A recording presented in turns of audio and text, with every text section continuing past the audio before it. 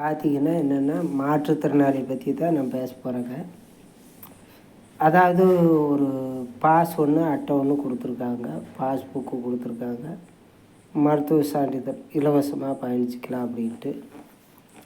அந்த பையன் வந்து தமிழ்நாடு பூராமே இலவசமாக பயணிச்சிக்கலாம் அப்படிங்கிறாங்க.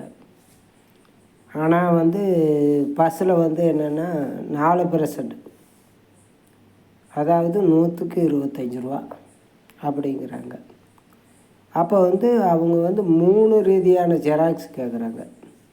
அதாவது ஒரு மூல வளர்ச்சி இல்லாத பையன், அவனுக்கு வந்து இப்போது என்னுடைய வீடு வந்து குதிரைப்பலம் ரோட்டில் இருக்குது, காங்கேயம் பஸ் ஸ்டாண்டுக்கு 3 கிலோமீட்ரு. ஆனால் அதனுடைய தடமே அவனுக்கு தெரியாது.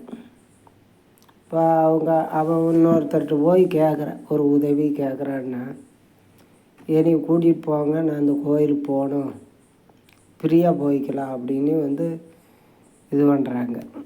ஆனால் சொல்கிறதே வந்து இலவசம்னு தான் சொல்கிறாங்க. ஆனால் வந்து அவங்க வந்து 100 ரூபாய்க்கு 25 ரூபா போடுறாங்க ஒரு ஆளுக்கு.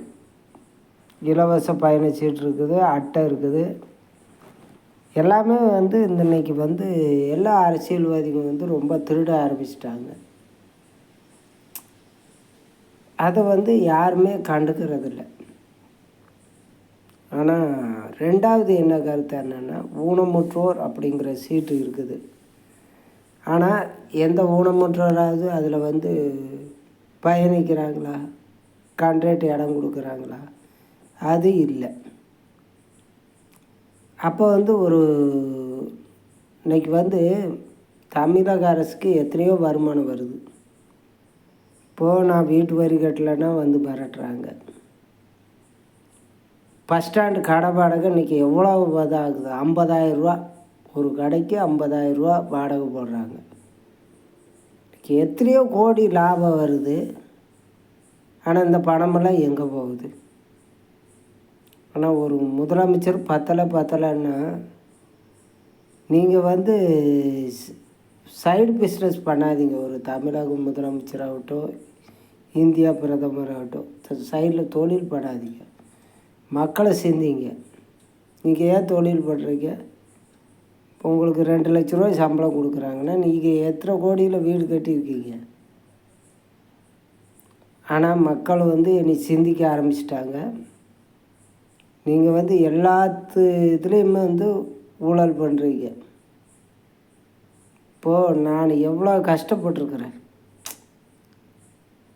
எனக்கு வந்து எத்தனையோ கஷ்டங்கள், இன்றைக்கி எத்தனையோ பிரச்சனை. ஆனால் மாற்றுத்திறனாளிக்கு வந்து இங்கே பாருங்க, தனியாரிடம் வந்து இன்றைக்கி முறையிடுறாங்க. ஏன் ஒரு அரசு துறை வந்து இது பண்ண மாட்டேங்கிறீங்க? நீங்கள் ஒரு பிஸ்னஸ் பண்ணுறீங்க, பஸ்ஸில் பிஸ்னஸ் பண்ணுறீங்க, கடையில் பிஸ்னஸ் பண்ணுறீங்க, சந்தையில் வந்து மக்களுக்காக சும்மா ஃப்ரீயாக விட்ட சந்தையை இன்றைக்கி வசூல் பண்ணுறீங்க. எல்லாம் வன்மையாக கண்டிக்கிறோம். இன்றைக்கி நடத்த முடிஞ்சால் பாருங்கள், இல்லைன்னா நாங்கள் பார்த்துக்குறோம்.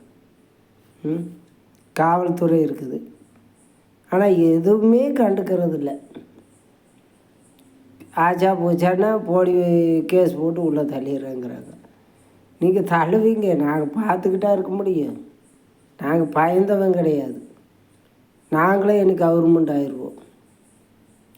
ஒரு நீதித்துறை படு மோசமாக போயிட்டுருக்குது. ஆனால் என்ன பண்ணுறதே தெரியல. முதலமைச்சர் பதவி விலகிறது தான் நல்லது. வணக்கம்.